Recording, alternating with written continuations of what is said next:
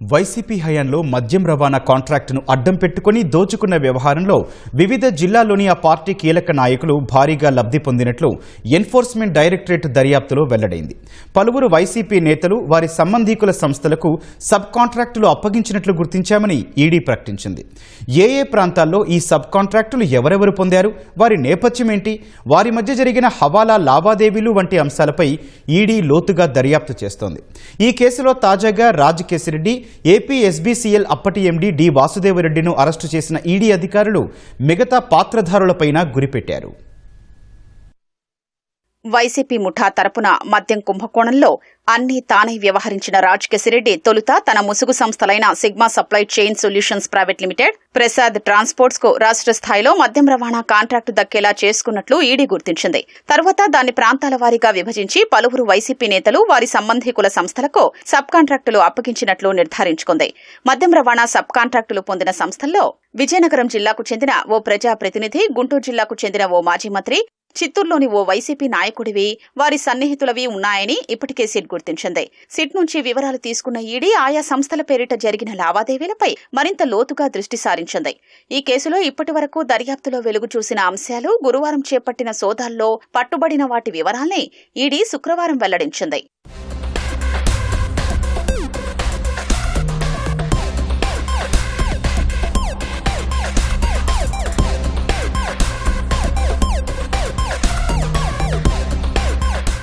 Sigma సంస్థ Prasad transports కు మద్యం రవాణా కాంట్రాక్టు కట్టబెట్టేందుకు వీలుగా నిబంధనలు మార్చేసినట్లు ఈడీ తెలిపింది.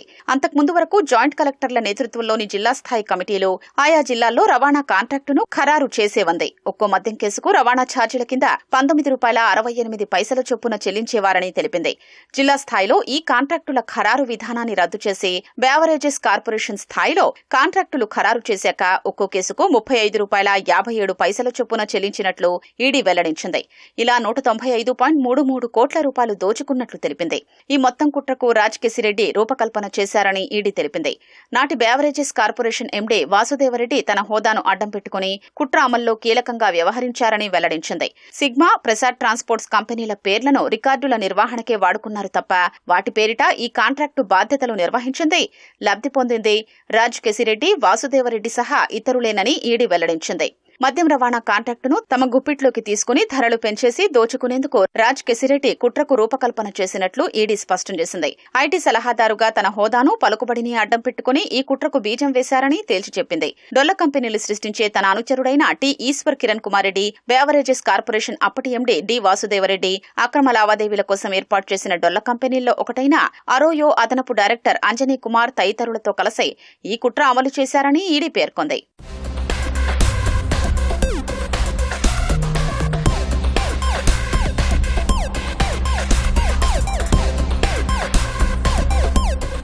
జిల్లా స్థాయిలో మద్యం రవాణా కాంట్రాక్టు ఖరారు చేసే విధానాన్ని వాసుదేవరెడ్డి ఏకపక్షంగా రద్దు చేసినట్లు ఈడీ స్పష్టం చేసింది. దీన్ని సమర్థించుకోవడానికి రవాణా ఛార్జీల్లో అసమానతలు, లేబర్ హ్యాండ్లింగ్ సమస్యల్ని సాకుగా చూపారంది. నిజానికి జిల్లా స్థాయిలో అలాంటి సమస్యలే లేవని ఈడీ తెలిపింది.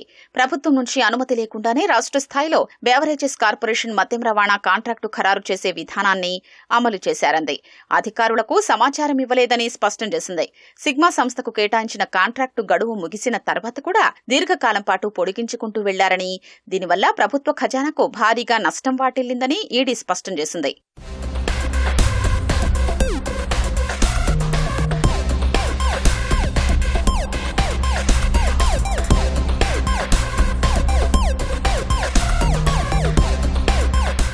రాజ్ కేసిరెడ్డి, డి వాసుదేవరెడ్డితో పాటు మాజీ మంత్రి, వైసీపీ నేత కారుమూరి నాగేశ్వరరావు, ఆయన కుమారుడు కారుమూరి సునీల్, వాసుదేవరెడ్డి బావమరిది విజయనరసింహారెడ్డి, సుదర్శన్ కన్స్ట్రక్షన్స్ ప్రతినిధి వల్లు సందీప్ల నివాసాలు, ప్రాంగణాల్లో గురువారం సోదాలు నిర్వహించినట్లు ఈడీ ప్రకటనలో తెలిపింది.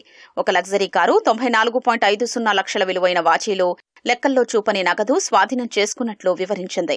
వీటితో పాటు పలు ఆస్తుల పత్రాలు, లెక్కల్లో చూపని నగదు లావాదేవీల వివరాలు లభ్యమైనట్లు చెప్పింది. సుదర్శన్ కన్స్ట్రక్షన్స్, కారుమూరి సునీల్ మధ్య జాయింట్ వెంచర్ ఒప్పంద పత్రం పేరిట ఉన్న ఓ అనుమానాస్పద పత్రాన్ని స్వాధీనం చేసుకున్నట్లు పేర్కొంది. వీటన్నింటినీ విశ్లేషిస్తున్న ఈడీ అధికారులు తదుపరి దశలో దర్యాప్తును మరింత వేగం చేయనున్నారు.